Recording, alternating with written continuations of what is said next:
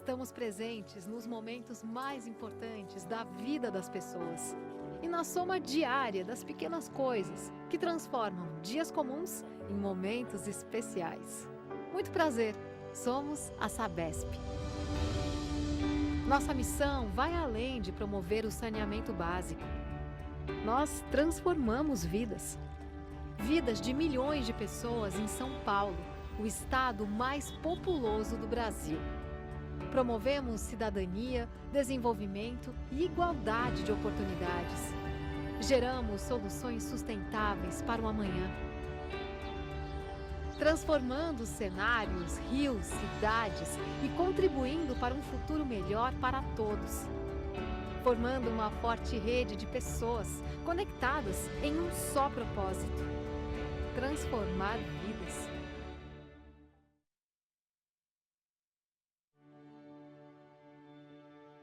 Estamos presentes nos momentos mais importantes da vida das pessoas e na soma diária das pequenas coisas que transformam dias comuns em momentos especiais. Muito prazer, somos a Sabesp. Nossa missão vai além de promover o saneamento básico. Nós transformamos vidas. Vidas de milhões de pessoas em São Paulo, o estado mais populoso do Brasil.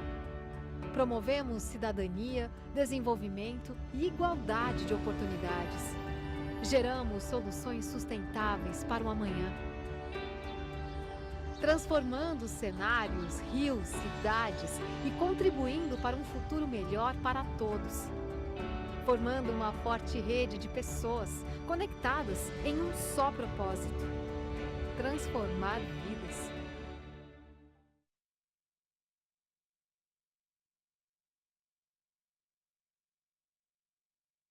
Bom dia a todos. Meu nome é Luiz Roberto Tibério, sou superintendente de Tesouraria e Relações com Investidores e quero desejar a vocês sejam bem-vindos à nossa conferência para discutir os resultados do terceiro trimestre.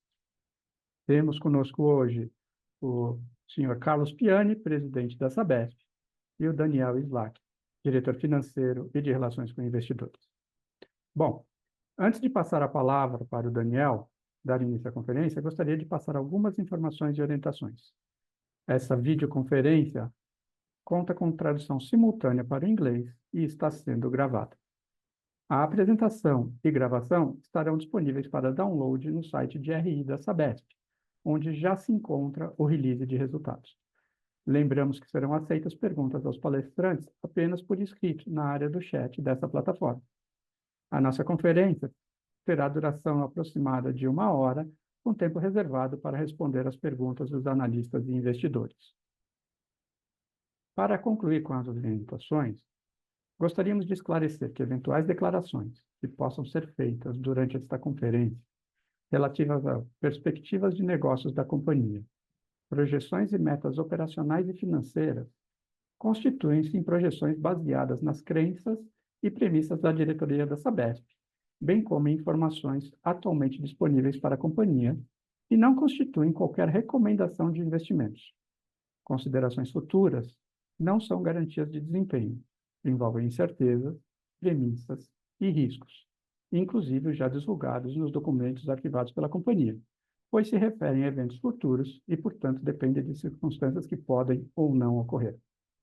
Investidores devem compreender que condições econômicas gerais, condições da indústria e outros fatores operacionais podem afetar os resultados futuros da empresa e podem conduzir a resultados que diferem materialmente daqueles expressos em tais considerações futuras.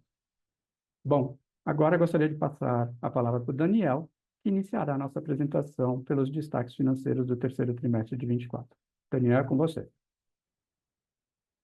Obrigado, Tibério. Obrigado a todos e a todos os stakeholders, principalmente nossos sócios e sócias que estão conectados.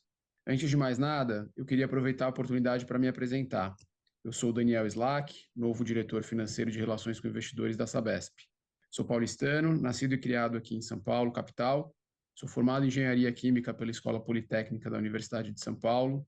Iniciei minha carreira no mercado financeiro numa assessoria de fusões e aquisições chamada IGC, onde passei 4 anos. Após isso, me juntei à Heinz nos Estados Unidos, logo após Warren Buffett e o 3G Capital terem tornado a companhia privada. Devo ter sido um dos primeiros a chegar em janeiro de 2014, logo após a aprovação do antitrust em outubro de 2013. Passei lá 10 anos, em 3 diferentes geografias, e a maior parte deste tempo como CFO de diferentes negócios. Saí de lá um pouco mais de 1 ano e meio atrás e me juntei à Combio, maior empresa de energia térmica, ou seja, vapor, do país, onde tive um contato muito intenso com negócios que visam melhorar a sustentabilidade de nosso país e causar um impacto positivo para a nossa população. Recentemente, já com o processo de desestatização no seu final, recebi o convite para me juntar a esse projeto tão especial que é a nova Sabesp. E desde 1º de outubro, estou aqui e cada dia mais tenho convicção na habilidade de nossa equipe de levar a universalização do saneamento para a nossa área de concessão. Movendo para a próxima página, hoje vamos falar do resultado do 3º trimestre de forma sucinta, uma vez que é fruto do trabalho da gestão anterior à nossa. Este trimestre tivemos uma série de eventos novos que vale a pena repassarmos de forma geral e que estão melhor traduzidos no comentário de desempenho e no ITR. O primeiro deles é a bifurcação do ativo financeiro, que, segundo o IFRS 12, nos traz a obrigação de segregar do ativo intangível a porção que não necessariamente será remunerada pela tarifa ao longo da vida útil destes ativos, e que será indenizada pelo poder concedente em caso de não renovação da concessão ao seu termo. A companhia não precisava fazer isso anteriormente, uma vez que a prerrogativa da renovação no modelo anterior de contrato era da própria companhia. Porém, no novo modelo, há necessidade de nova concorrência ao final da concessão e, portanto, este ajuste se faz necessário. Economicamente, esse reajuste é uma receita diferida, calculada através da atualização da base de ativo regulatória pela inflação, ou seja, o IPCA, até o momento de hoje. Isso gerou um impacto de aproximadamente 8,8 bilhões de reais na receita bruta e os impostos associados a isso serão diferidos da mesma forma que esta receita. Teremos este efeito todos os trimestres de agora em diante, porém em magnitude menor e sempre proporcional à nossa base de ativos regulatória. E na base adicional, dependerá da vida útil de cada ativo adicionado vis-à-vis o vencimento da concessão. O segundo ponto é a transição. Naturalmente, com a mudança de companhia estatal para privada, há uma série de temas de gestão que precisam ser ajustados e endereçados. E para isso, contratamos uma consultoria de PMI que nos auxiliou ao longo do período de transição. Adicionalmente a isso, tivemos todos os custos referentes à oferta que foram incorridos ao longo do 3º TRI. E na nossa chegada, também sentamos para reavaliar os ativos da companhia e a expectativa de continuidade de algumas obras. E, além disso, a execução de algumas ações judiciais e mudamos a condução destes temas, gerando efeitos não recorrentes para a operação. Tirando estes efeitos e o impacto da construção, o resultado subjacente teve um importante aumento de receita líquida, na ordem de 7%, que se converteu em um aumento de 17% no EBITDA, impulsionado além da receita por uma melhoria do custo unitário próxima a 8% por metro cúbico de água e esgoto. Além disso, tivemos uma geração de caixa operacional no trimestre de 1,6 bilhões, que foi quase integralmente reinvestida na expansão de nossa base de ativos na ordem de 1,4 bilhões. Descendo mais um nível no resultado, a melhoria de receita que comentei veio por volume, 2%, sendo metade disso novas ligações ou ligações reconectadas e metade disso um aumento do consumo nas ligações já existentes. O restante dessa melhoria de receita veio por trás de preço e mix. Destes, tivemos algumas modificações também, sendo 6,4% de reajuste tarifário em 2024, reduzido por 1% anunciado junto com a conclusão do processo de privatização, gerando um efeito positivo líquido próximo a 5%. Além disso, em setembro, tivemos a entrada do cadastro único na tarifa vulnerável, onde tivemos a entrada de 530 mil famílias nesta modalidade, gerando um efeito negativo de quase 30 milhões, ou 0,5% na receita. Isso tudo já está líquido do FAUSP, que representa 3% da nossa tarifa, que é de propriedade do poder concedente, haja visto que estamos falando de receita líquida e não bruta. Seguindo adiante, olhando para o EBITDA, tivemos uma melhoria de custo unitário de metro cúbico, principalmente nas rúbricas de pessoal, ainda carregando ganhos do PDI, executado no ano passado, com saídas até junho de 2024, que representa 40% deste número de 167 milhões. E o restante disso vem da rúbrica de serviços, principalmente de gastos altos que aconteceram em 2023, para o atendimento de exigências de qualidade de alguns municípios no que toca à manutenção de redes. Com o cenário misto em energia, tivemos um aumento líquido de custo na ordem de 9%, principalmente por um consumo maior em 12%, dada a necessidade de manobras nas represas durante o período de menor volume chuvoso no terceiro TRI de 24, comparado ao terceiro TRI de 23. Olhando pela ponta positiva, tivemos uma redução da tarifa média de energia de 3%, pelo melhor mix entre o ambiente de contratação livre e o ambiente de contratação regulado, onde o ambiente de contratação livre atingiu 55% do total de consumo. A nível de lucro líquido, além dos efeitos que já comentei, tivemos uma redução na nossa taxa de amortização, gerando um impacto positivo de cerca de 170 milhões de reais, principalmente pelo novo contrato de concessão, que impôs um aumento de vida útil aos ativos e um ganho no resultado financeiro, principalmente pela estratégia de hedging das dívidas em moeda estrangeira, que não existia no ano anterior. Na ponta do investimento, concluímos 1,4 bilhões de reais no trimestre. Aqui temos feito bastante mudanças, principalmente em relação à forma de contratação. Naturalmente, a companhia não precisa mais fazer licitações, e com isso, podemos quebrar melhor as obras em pacotes, ter mais candidatos para fazer a obra e por aí vai. Assim, esperamos conseguir acelerar bastante a execução do CAPEX nos próximos meses. Porém, não vemos o número superando a marca de 7 bilhões até o final do ano. Não esperamos que isso traga impactos negativos ao fator 1, haja visto que tais atrasos deverão ser recuperados no primeiro semestre de 2025.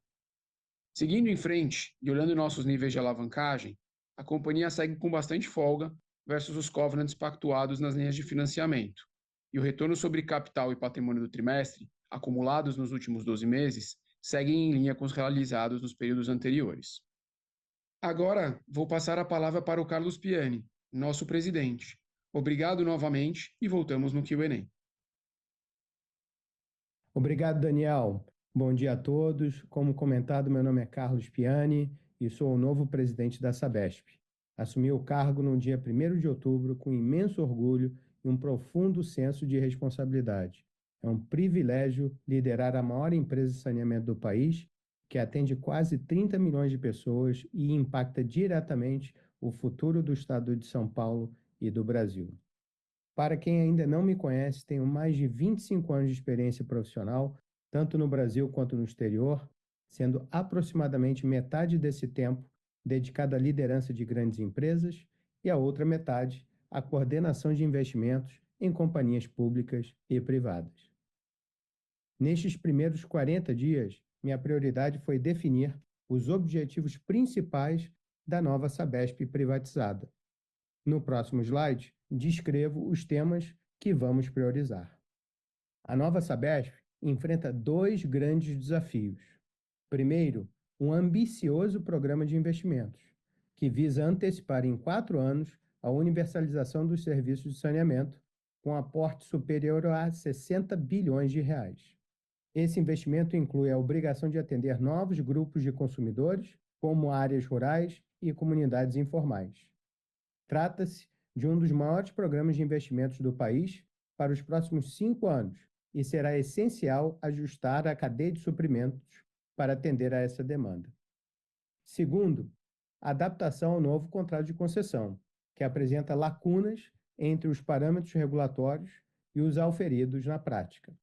O contrato impõe várias obrigações e indicadores de qualidade, além de revisões tarifárias anuais, em vez dos prazos usuais de 4 a 5 anos, o que traz desafios adicionais para as áreas regulatória, financeira e de engenharia.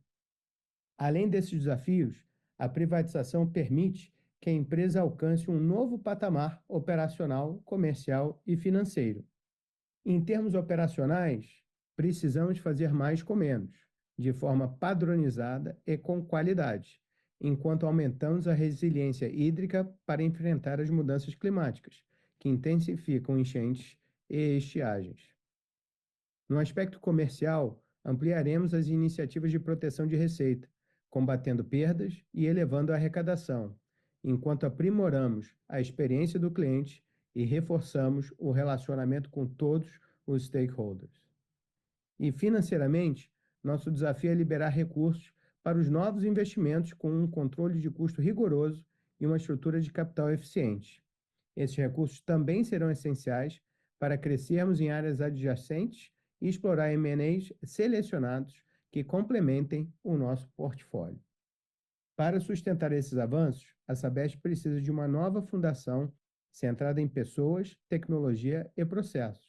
Vamos implementar uma estrutura organizacional alinhada às nossas ambições, com uma equipe qualificada e orientada a resultados, fomentando uma cultura de alta performance. A tecnologia será um elemento central. Teremos que reconstruir parte da nossa infraestrutura de TI e adotar novas tecnologias de automação e transformação digital. Também será fundamental redesenhar processos e rotinas, incorporando perspectivas regulatórias, ambientais e de gestão de riscos em todas as nossas ações. Assim, esses 8 temas prioritários formarão a base sobre a qual construiremos o futuro da nova Sabesp, uma fundação sólida que nos permitirá enfrentar novos desafios e alcançar um novo patamar de eficiência e crescimento sustentável. Esses temas guiarão nossas ações e direcionarão nossa trajetória daqui em diante. No próximo slide, destacarei algumas iniciativas executadas nos nossos primeiros 40 dias. Primeiro, focamos no programa de investimentos para 2024. Após a privatização, a empresa começou a transição de um modelo de contratação pública para um modelo privado, que foi acelerado com a nossa chegada. Hoje, implementamos um processo de investimento com etapas bem definidas, acompanhamento contínuo e uma equipe de negociação dedicada. Revisamos os contratos e fragmentamos grandes obras em pacotes menores para atrair mais fornecedores e minimizar riscos de execução. Segundo, abordamos a diferença entre a receita regulatória e a receita efetiva, decorrente de descontos a grandes clientes. Após análise interna, decidimos rescindir aproximadamente 500 contratos para manter os descontos dentro dos limites do novo contrato de concessão e estamos negociando ajustes contratuais com os clientes restantes para atender aos parâmetros regulatórios. Por último, definimos a nova diretoria. Com base nas prioridades da nova Sabesp, redesenhamos nossa estrutura organizacional, combinando talentos internos com profissionais do mercado. A nova diretoria está descrita no slide a seguir. Na nova estrutura organizacional, tenho 10 diretores sob minha responsabilidade, sendo 4 oriundos da Sabesp e 6 do mercado. Além desses diretores, o superintendente de auditoria interna responde administrativamente a mim, mas se reporta funcionalmente ao conselho de administração. O Daniel, nosso diretor, que vocês já conheceram, trabalhou comigo na Kraft Heinz, Canadá. Confio plenamente em seu potencial e fiquei muito satisfeito que ele aceitou o desafio de se juntar a nós. O Gustavo, que lidera compras e serviços corporativos, será responsável pelos mais de 60 bilhões de reais em investimentos previstos para a universalização e já trabalhou comigo na Equatorial. O Roberval, um talento da casa oriundo da área de operações, passa a liderar a diretoria de engenharia e inovação, sendo responsável pela execução dos investimentos da universalização. Josué, diretor de Gente e Gestão, traz experiência na área em grandes empresas como a Ambev e ajudará na gestão de metas e incentivos, e será comigo o guardião da nova cultura. Débora, diretora de Operação e Manutenção, é um talento interno e se tornou a primeira mulher a ocupar essa posição na história. Débora também foi a primeira superintendente mulher da área de operações, tendo sido previamente responsável por 2 unidades de negócios. Rafael, diretor de projetos e novos negócios, tem vasta experiência no BNDES e está há mais de 2 anos na companhia, onde coordenou vários projetos relativos à privatização antes da minha chegada. Maria Alícia, diretora jurídica, fez carreira na Souza Cruz, do Grupo BAT, e traz grande experiência na área, inclusive em setores também regulados. E, por fim, a Samantha, diretora de Relações Institucionais e Sustentabilidade, que é responsável pelo nosso relacionamento institucional e assuntos relacionados à área ambiental, social e de governança. Samantha possui grande experiência junto a todos os nossos stakeholders, dado que foi subsecretária de Saneamento da CEMIL, Secretaria de Meio Ambiente, Infraestrutura e Logística do Estado de São Paulo, e foi peça importantíssima no processo de privatização da companhia. Além disso, finalizamos as escolhas para as diretorias de cliente e tecnologia e a diretoria regulatória, cujos diretores serão anunciados formalmente até o final do ano. Com essas duas nomeações, completamos um time de liderança altamente qualificado e alinhado com os nossos objetivos. Enfim, após esses primeiros 40 dias de ajustes e definições, temos agora uma equipe robusta e preparada para executar as iniciativas priorizadas com foco e determinação. Nosso compromisso é claro: avançar em direção à universalização e a um novo patamar de eficiência, inovação e sustentabilidade para a nova Sabesp. Com isso, agradeço a atenção de todos e passamos agora para a sessão de perguntas e respostas.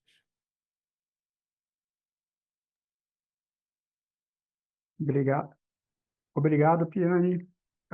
Vamos, então, iniciar a nossa sessão de perguntas e respostas, né? Já temos algumas aqui. Lembro que, se por acaso não tivermos tempo de responder a todas, por favor, nos envie por e-mail e a gente endereça os questionamentos que, porventura, não tivermos a capacidade aqui de tempo de responder. Primeira pergunta vem do Guilherme Lima. Ele diz o seguinte: bom dia. Vimos notícias sobre o início da redução de gap dos programas comerciais. Poderiam atualizar como está o andamento desse processo? Quanto da base de clientes já foi comunicada? Como avaliam o risco de judicialização? E se podemos começar a enxergar efeitos relevantes no quarto trimestre de 24, ou se podemos esperar o fechamento do gap em 2025? Oi, Guilherme, obrigado pela tua pergunta. Aqui é o Daniel falando. Bom, como a gente até colocou no jornal, né? A gente não, mas o jornal pegou aqui a matéria, né? A gente notificou quase 500 clientes. Destes quase 500, a gente está falando aí de 500 a 600 no total, tá? Antes da gente notificar esses clientes, o que a gente fez foi primeiro uma análise jurídica, tá? Com um escritório terceiro que a gente contratou especificamente para isso, e depois a gente sentou com o regulador para dividir essa conclusão jurídica e seguimos aí após a anuência do regulador. O que a gente está fazendo agora é muito mais acompanhar a execução contratual e esse tema aí de uma eventual rescisão ou algum tipo de negociação. Em relação a timing, acho que a gente vem falando há um tempo que a gente espera que até o final do ano de 2025 esse gap esteja sanado e essa expectativa se mantém, tá bom? Legal, obrigado, Daniel. A próxima pergunta vem da Maria Carolina Carneiro. Ela diz o seguinte: bom dia. Temos duas perguntas. Sobre medidas para promover eficiência, podem destacar como têm evoluído as frentes comerciais e negociação de débitos para a melhora do PDD em percentual da receita? Se a estratégia deve ser de continuidade do que a empresa já vinha fazendo, e se já identificaram alguma possível mudança para essa frente. E 2, podem comentar sobre as notícias que saíram sobre a possível negociação de descontos dados para clientes industriais e comerciais, como vai ser a abordagem, qual o número de clientes em que essa renegociação pode, de fato, acontecer e o prazo para isso. Acho que essa segunda questão você já respondeu, né? Mas fica a primeira aí, Daniel. Não, legal. Obrigado, Maria Carolina. Acho que pensando na tua primeira pergunta, né? A gente tem as PCLDs, né? Em três fontes, né? A gente tem as pessoas jurídicas, as pessoas físicas e os órgãos municipais, estatais, enfim. No primeiro grupo, né, o que a gente tem feito são negociações bilaterais importantes nos últimos trimestres e conseguimos reduzir bastante esse tema. E com essas negociações aqui de demanda firme, que a gente acabou de comentar na última pergunta, a gente espera que isso venha reduzindo, tá? No segundo grupo, o que a gente tem feito, a gente tem seguido com os feirões que começaram na gestão anterior aqui de renegociação de débitos, e em breve, como o Piani comentou, a gente deve ter uma nova pessoa aí na diretoria de clientes e tecnologia, que vai entrar com gap analysis aqui e começar planos de ação para isso. E no terceiro, né, o contrato de concessão novo, em princípio, a nossa leitura hoje é que ele nos dá um pouco mais de massa de manobra, um pouco mais de alavancas para reter eventuais valores aí, de repasses e reduzir esse último subgrupo aqui. Tá? Isso é uma análise que está ongoing e a gente deve concluir isso e implantar o que sair daí. Tá bom? É isso. Obrigadão. Legal. Bom, a próxima pergunta vem do Bruno Amorim. Ele diz o seguinte, na realidade são 3 perguntas. Bom dia, Bruno Amorim, do Goldman Sachs aqui. Primeira pergunta, seria possível comentar sobre a oportunidade de adicionar novas cidades no estado de São Paulo? Qual o tamanho dessa oportunidade? Qual o timing para a adição das novas cidades? Segunda questão, poderiam, por favor, comentar sobre o status da discussão sobre o potencial reconhecimento de CAPEX na RAB com menos delay? E a terceira questão, qual o apetite para M&A e participação em novos leilões fora de São Paulo, tendo em vista o desafio de executar o plano de CAPEX atual? Piani? Obrigado, Tibério. Obrigado, Bruno, pela pergunta. Sim, eu acho que a gente tem interesse, o que eu posso te dizer é que a gente teria interesse em oportunidades no estado de São Paulo. O tamanho, eu acho que depende dessas oportunidades, pode, individualmente menores, se tiver algum deal no atacado, isso é mais relevante para a Sabesp, mas isso cabe ao vendedor. Do nosso ponto de vista, eu acho que eu posso te dizer que a gente tem interesse em olhar qualquer oportunidade que venha a aparecer aqui no estado, tá? Em relação à discussão do delay do reconhecimento da base, o que eu posso comentar é que, enquanto gestores da Sabesp, a gente já iniciou essas conversas com o regulador, né? A gente não controla o timing, já manifestamos a nossa visão sobre esse assunto e essa discussão está em andamento, tá? Então, isso não está esquecido, a gente está conversando e na medida que a gente tiver evoluções concretas, a gente vai comunicar ao mercado, tá? Em relação a fora de São Paulo, tendo em vista o nosso desafio, eu, eu diria que a gente vai olhar todas as oportunidades. Lógico que oportunidades no curto prazo, a relação risco-retorno, são diferentes de olhar oportunidades fora do estado mais à frente, né? Então, eu diria que se de fato a gente analisar essas oportunidades e achar interessante em relação a essa relação risco-retorno, a gente vai tentar convencer o conselho e e vender essa história para o mercado. Mas eu diria que o cenário base é a gente avançar na universalização, em toda essa transformação que a gente citou no call. A gente só está há 40 e poucos dias na companhia, muito recente, mas eu diria que as oportunidades elas se materializam não necessariamente quando a gente tem a habilidade de executá-las, né? Mas quando elas de fato amadurecem. Então, eu diria o seguinte: a gente vai ficar atento a todas as oportunidades e analisando esse balanço de risco-retorno. Se acharmos que faz sentido, a gente vai comunicar ao mercado. Obrigado, Piani. A próxima pergunta, o Marcelo Sá diz o seguinte, queria entender melhor a questão de depreciação menor. Esse novo nível é recorrente? Como a depreciação é menor agora, dá para dizer que a dedução da base tributária será menor, significando mais pagamento de imposto de renda, ou se esse efeito foi somente contábil sem impactar a base tributária de IR? Obrigado, Marcelo. Daniel aqui de volta. Acho que vou responder de forma super direta aqui. A resposta é sim, esse novo nível ele é recorrente, né? Ele é uma consequência aqui da extensão do contrato de concessão e a gente depreciando os ativos aí casados com este período, tá? E aí, naturalmente, isso está impactando sim a nossa base tributária e a gente vai pagar sim mais imposto de renda, ou seja, esse efeito ele não é meramente contábil, tá? Ele tem impacto fiscal, sim. Obrigado, Daniel. A Carolina Carneiro voltou num follow-up na resposta anterior, dizendo o seguinte, que a gente mencionou 500 contratos sendo rescindidos. Ela queria saber quanto do gap isso representa, do gap de receita.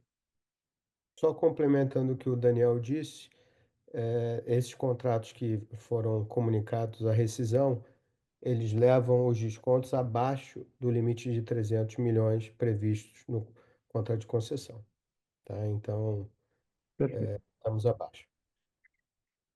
Legal. Próxima pergunta é do Vladimir Pinto. Bom dia. Que a nova equipe consiga entregar os resultados almejados.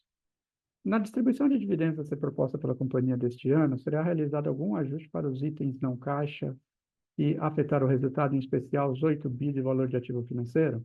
Obrigado. Oi, Vladimir, obrigado pela pergunta. Bom dia para você também. Olha, a gente, gestão, enxerga isso aqui como lucro, tá? Naturalmente, aí, para efeito de distribuição de dividendos, a gente vai ter que deliberar aí no final do ano, mas a gente enxerga esse ativo financeiro como lucro, tá? Tentando te responder aí de forma bastante direta. Legal, Daniel. Temos aqui o Tiago Bertônico. Ele diz o seguinte: bom dia. Poderiam detalhar o anúncio dessa terça de que a Sabesp decidiu descontinuar projeções de investimento para o período de 24 a 28? Obrigado. Oi, Thiago, tudo bem? Como é que vai? Obrigado aí pela pergunta. Olha, a gente, na realidade, as projeções que tinham aqui da Sabesp, elas eram projeções antigas até pré a desestatização, né? E a gente, nessa nossa chegada, a gente está reavaliando todo o pipeline de investimentos e etc., né? E, portanto, a gente resolveu tirar o guidance, a gente não quer ficar aqui com um target trimestral de entregar investimentos, etc. Acho que no fim do dia a nossa missão, como o Piani comentou, é entregar a universalização, tá? Então, acho que no fim do dia a gente está muito mais olhando para o fator U do que exatamente porque se eu fiz 1 bilhão de CAPEX num mês ou se eu fiz 900 milhões, tá? Então, é um pouco essa a cabeça, tá?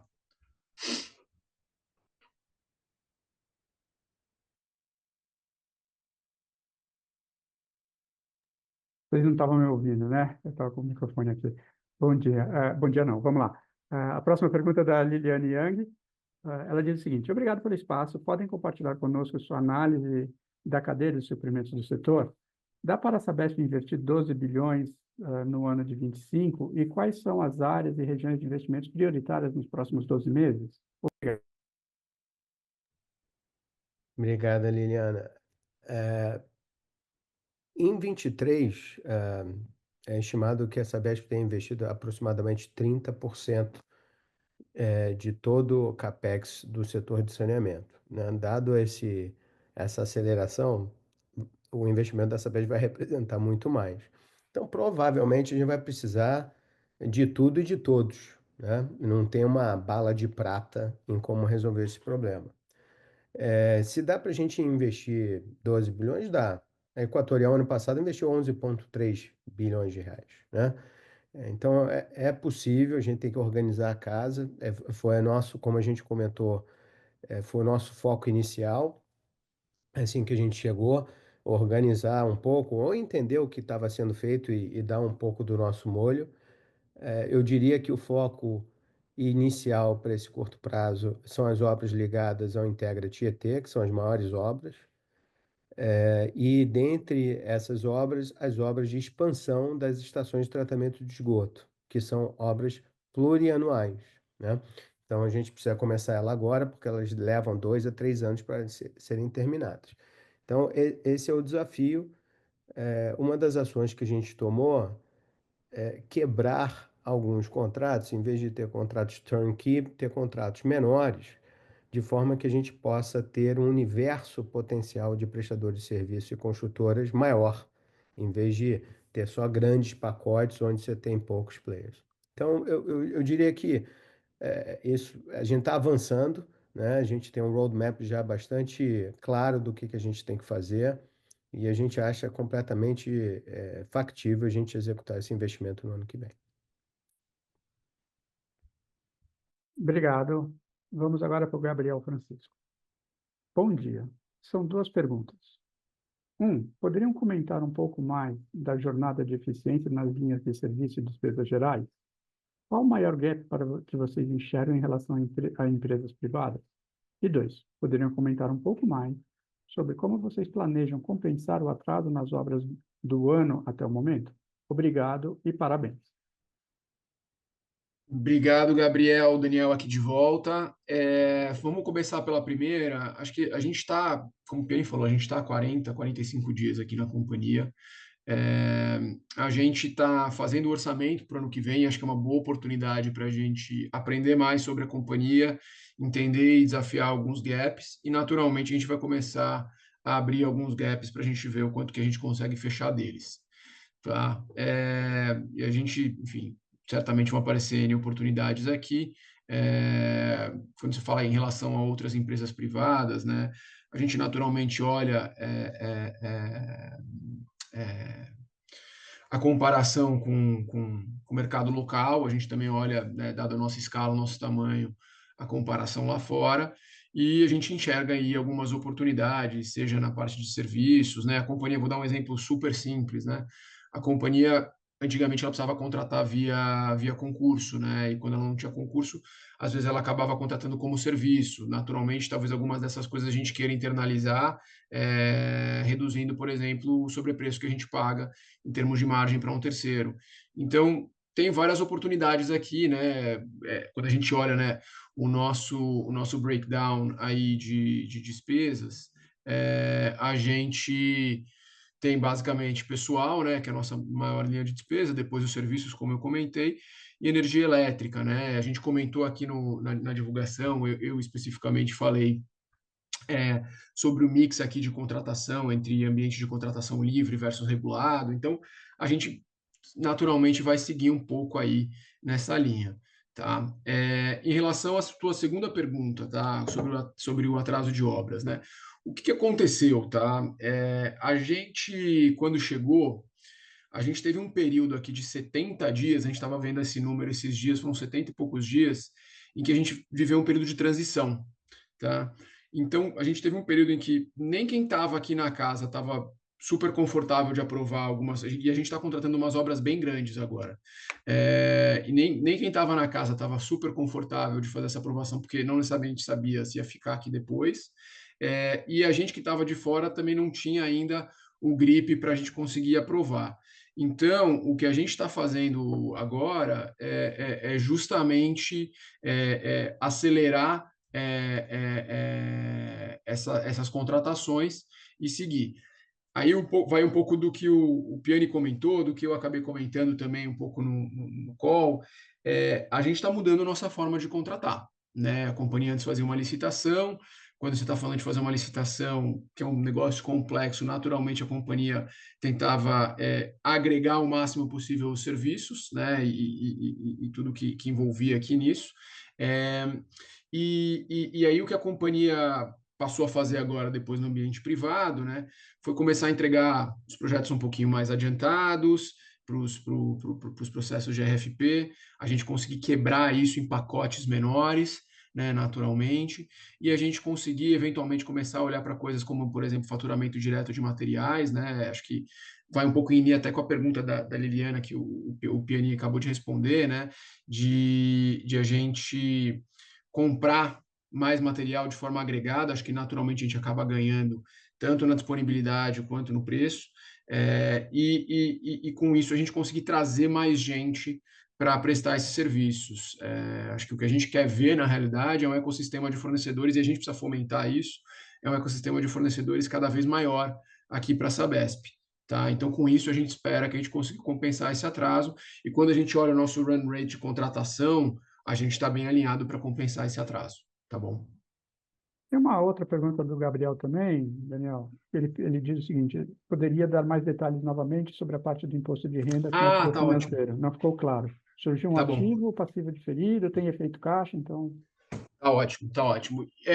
Não tem nenhum efeito caixa, tá, Gabriel? Acho que é uma ótima pergunta. Não tem nenhum efeito caixa, tanto no ativo quanto no passivo, tá? Isso naturalmente vai ser consumido aí ao longo do tempo, tá bom? Tem um questionamento do Felipe Andreoli, que de alguma forma a gente já abordou aqui, mas eu vou trazer de volta aqui. Se pode passar alguma cor sobre expectativa de ganhos de eficiência em OPEX pós-privatização? eventualmente detalhando em headcount, terceiros, materiais de tratamento e energia elétrica. Tá bom, não, legal, ótimo. Obrigado, Felipe, obrigado pela pergunta. Eu acho que eu vou explorar um pouco das avenidas que eu acabei não explorando aqui na minha última resposta.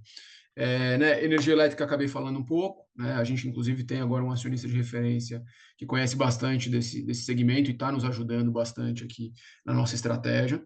Tá? No que tange a materiais de tratamento, por exemplo, que a gente está usando aqui uma consultoria de gestão para nos ajudar no PMI e a gente começou a usar, a mapear, né, o nosso supply chain, não só na primeira derivada de poderia ser tão simples quanto vamos lá e vamos renegociar preço ou vamos assinar um contrato mais longo, que naturalmente no ambiente regulado que a companhia estava antes era mais difícil de fazer e com isso a gente consegue melhorar um pouco nossas condições. Naturalmente são coisas que a gente provavelmente vai buscar, tá? Mas a gente está olhando até questões como logística, a gente está fazendo sourcing para unidades nossas do fornecedor mais perto, às vezes o próprio fornecedor tem algum lugar, algum location mais perto da gente, e com isso a gente consegue economizar em frete. Então a gente está olhando para todas as alavancas, a gente não está parando na primeira derivada, tá? A gente está indo para a segunda derivada também e eventualmente para a terceira, se a gente enxerga que a terceira tem valor para capturar, valor relevante, naturalmente. Então a gente tem enveredado aqui um pouco por este caminho. Muito bem. A próxima pergunta é da Fernanda Marques. Ela diz o seguinte: bom dia. Antes do reconhecimento no terceiro trimestre dos ativos financeiros de 8,8 bilhões, as receitas de construção andavam junto com o custo de construção, tendo uma margem pequena. Após esse reconhecimento, qual a expectativa dessa margem? Obrigado, Fernanda. Se você olhar aqui no terceiro TRI, né, essa margem foi próxima aí a 2,3%. A gente sempre avalia esse tema. Essa é uma discussão ongoing que a gente tem, inclusive, com o próprio auditor, mas neste momento não tenho nenhuma indicação diferente desses 2,3% para te dar. Tá? Estou falando especificamente do custo e receita de construção. Tá? Ótimo. Guilherme Lima vem com outro questionamento. Poderiam comentar sobre pagamentos de dividendos? Já conversaram com o Estado sobre potencial alteração de payout? Não, não conversamos com o Estado. Eu acho que a regra está bastante clara, e a gente não teve nenhuma conversa com o Estado nesse sentido. Legal. O Arthur Pereira também vem com uma pergunta. Diz o seguinte: bom dia. Sobre a política de dividendos, acredito que a política possa ser revisada, dependendo da eventual antecipação nas entregas, das metas de universalização. Acho que tem um viés um pouquinho diferente que ele atrela a antecipação de meta. Eu acho que temos um contrato, de novo, chegamos a 40 dias aproximadamente, temos bastante a executar, tem assuntos importantes na frente e não tem nenhuma conversa nesse sentido em curso, tá? Perfeito. Temos mais duas perguntas só, do Felipe Andreoli. Ele diz o seguinte: o que a nova gestão já conseguiu identificar de oportunidades de obtenção de valor adicional através de receitas associadas e outras receitas? Então, a gente estamos na jornada, né? De novo, o tempo foi muito curto desde que a gente tomou de fato, assumimos de fato a direção. Então, existem muitas iniciativas em curso ou idealizadas. A gente está investindo bastante tempo no planejamento de 25, ao invés de ganhos no quarto trimestre, né? A gente está numa maratona, não numa corrida de 100 metros, e é esse segmento das receitas acessórias e complementares fazem parte desse plano, tá? Então, não tenho, a gente está endereçando essa questão, não tenho nada para comentar agora, mas no próximo call, provavelmente a gente já vai poder dar um pouco mais de cor. Legal. O Juliana Gerge vem com duas questões. Ele diz o seguinte: como está a receptividade dos colaboradores da Sabesp? Estão tendo alguma dificuldade em implementar a nova cultura? E a outra pergunta dele tem o seguinte conteúdo: estão vendo a possibilidade de ganhos vindos de outros ativos, como venda de imóveis? Olha, Eu diria que no líquido a gente foi super bem recebido, as interações estão bastante bacanas, a gente teve a oportunidade de falar com uma população bastante grande. Agora é natural a apreensão, é uma mudança, tem incertezas, né? Então, a gente compreende, a gente tem empatia pela ansiedade, dos colaboradores, de alguns colaboradores, né? Acho que o que eu posso falar aqui, que o modelo, de privatização adotado permitiu que todos os colaboradores tivessem a oportunidade de conhecer o modelo e a proposta antes de tomar a decisão se quer ou não ficar eventualmente. Tem um prazo acordado, né? E é isso que nós comentamos, né? Temos um prazo mútuo para nos conhecer, né? Mas no líquido, tá tudo bom, a gente entende a ansiedade, é, não tenho nada a reclamar, eu acho que tá melhor do que a expectativa. Em relação aos imóveis, também estamos fazendo uma avaliação de todos os ativos não operacionais ou os operacionais em excesso, né? É lógico que tem uma regra contratual, de repartição desses ganhos, se houver alienação desses bens, mas isso faz parte das nossas iniciativas. Na hora que a gente fala estrutura de capital, é um pouco se tiver alguma coisa para a gente release, né, ou liberar capital de algum investimento ou de alguns ativos que a gente acha que não são mais úteis ou não são relevantes, a gente vai fazer. A gente está nessa jornada, tínhamos uma visão de fora e estamos agora no gerúndio de validar essa nossa percepção para depois botar o plano em execução, tá? Obrigado, Piane. Temos aqui mais uma pergunta do Marcelo Gonçalves. Ele diz o seguinte: sobre o impacto da revisão tarifária de 4% negativo, a provisão do FAUSP diz respeito ao trimestre inteiro? Ou esse impacto ainda deveria aumentar no quarto trimestre desse ano? Boa, obrigado pela pergunta. Em relação ao FAUSP, né, e como a gente colocou até isso, a gente escreveu de forma bastante clara no ITR de propósito, porque era um negócio novo, né, para o mercado e para todo mundo, para os nossos acionistas conseguirem entender isso da melhor forma possível. O que a gente fez aqui para a gente fazer o cálculo do FAUSP?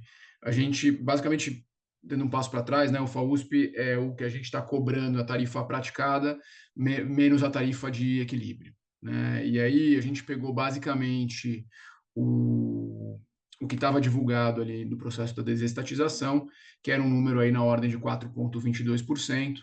E aí, no dia aí que foi concluído o processo de desestatização, a gente teve uma redução tarifária de 1% na média. Portanto, a gente usou o número de 3,22% para o FAUSP no terceiro TRI, e esse número se mantém, tá, para o quarto TRI, até a gente ter qualquer tipo de indicação mais clara em relação a isso, até da própria Arcesp, porque também isso é novo para eles, né? E, eventualmente, algum reajuste tarifário, que isso vai acontecer só lá na frente. Então, por enquanto, o número se mantém, 3,22%. Obrigado, Daniel. Bom, com isso a gente chegou à última pergunta, né? Concluímos ela. Eu passo, então, acho que a palavra para o Piane para as suas considerações finais. Pessoal, eu gostaria de agradecer a todos pela participação e pelas perguntas. A gente assumiu há muito pouco tempo, né, com uma visão clara de avançar rumo à universalização, que é a nossa obrigação, mas mais do que isso, transformar as operações da Sabesp, e levá-las para um novo patamar. Essa jornada está apenas começando.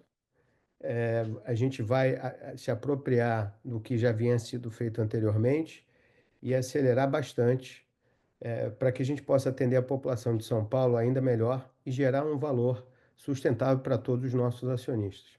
Então, só queria agradecer a confiança e o apoio de todos nessa trajetória e dizer para vocês que o nosso time está bastante comprometido em fazer a diferença e eu conto, com o apoio de vocês nos próximos trimestres, porque a gente ainda tem muito para entregar. Obrigado e até o nosso próximo call.